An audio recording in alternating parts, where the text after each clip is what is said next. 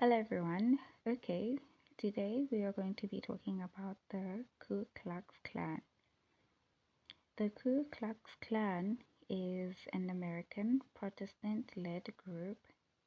They are extremists in Christianity and are sometimes known as racists because they are white supremacists and they're oftentimes a hate group that is on the far right.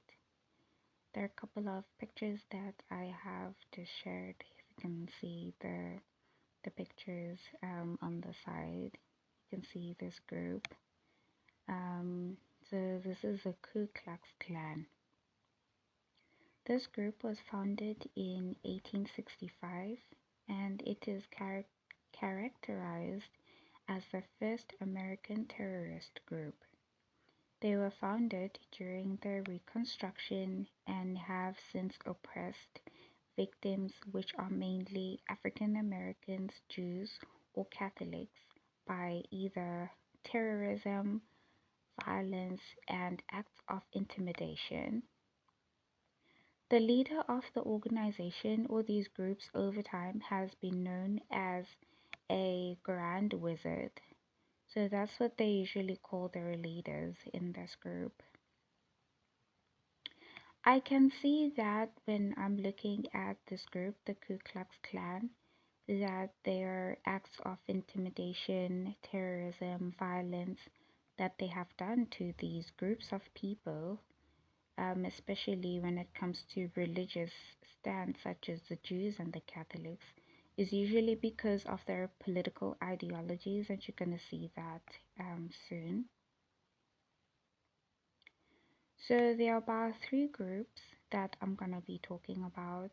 The first clan The first clan's ideology you will see is not the same as the second clan's ideology and the third clan's ideology, but it kind of fits in with the times also.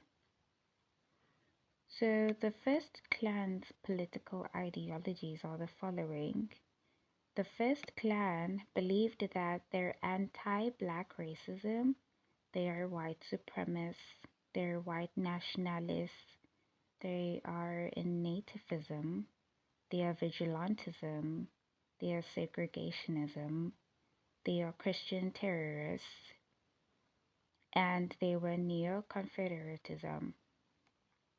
Then the second clan's political ideologies was that Anglo-Saxonism, Christian identity, right-wing populism, social conservatism, anti-Semitic. So that goes in with them their acts of intimidation towards the Jews. They're anti-Semitic, they're anti-atheism, and they're Catholicism. The third clan's political ideologies is that they're anti-misogynism. They are segregationism. They have segregationism. They're neo-Nazism, anti-globalization, and Islamophobia.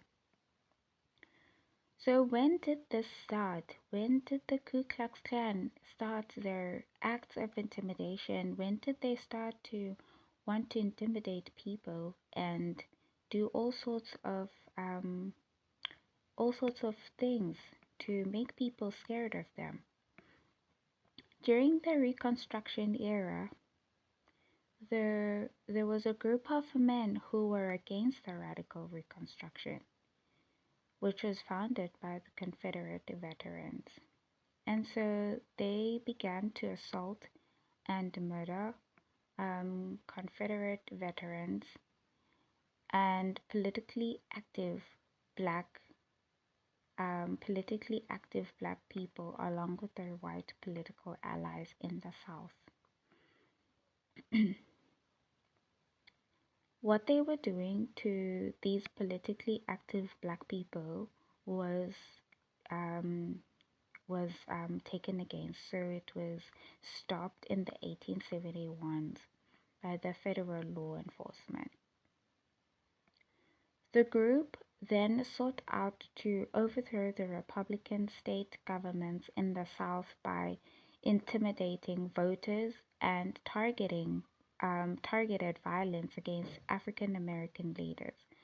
So, because they know themselves to be white supremacists, their main targets is usually around going for African American people, especially the leaders, those in politics, and their white allies. How they presented themselves is very secretive, but they usually hid their identities. So, as a group of people, they went, but they usually hid their identities. They didn't want to be known for who they were as individuals. They usually hid themselves. So, the first group of people usually hid themselves behind colorful costumes, pointed hats, and masks because they didn't want people to know who they were. Then the second group of the Klan started out in the 1910s and was the first to use cross burnings. I will show you cross burnings. You can see in the pictures that follow that there is a picture of cross burnings. They started out these cross burnings, and this group of the clans was a group that wore white hooded robes. You can see with the cartoons that follow and the pictures that follow the types of robes that they were wearing. As you can see that even in the robes they had masks, and these masks covered up their identities also. The third group had a membership that was growing to the millions of native-born white Protestant population. So you can see that it was um, the entire nation now was shaken up by this movement.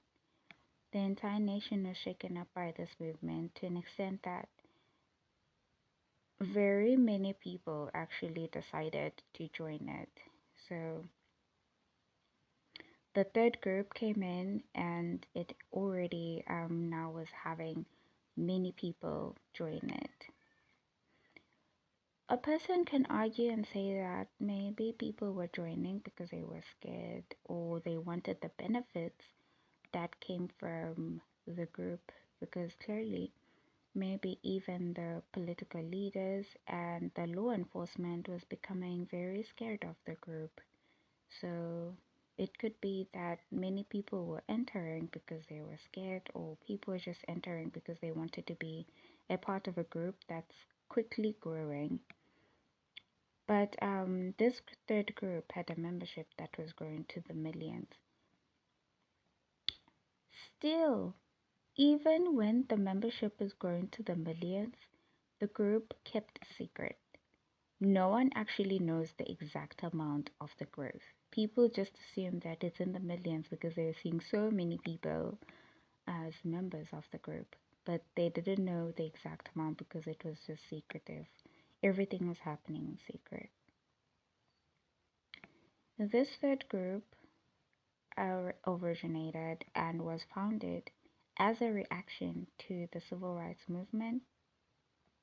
And now the technique to bring about the fear and the intimidation was changed. Instead of using cross burnings, for example, which is what the second group did, and instead of going around murdering people and assaulting them, which is what the first group did, this third group started using bombings also.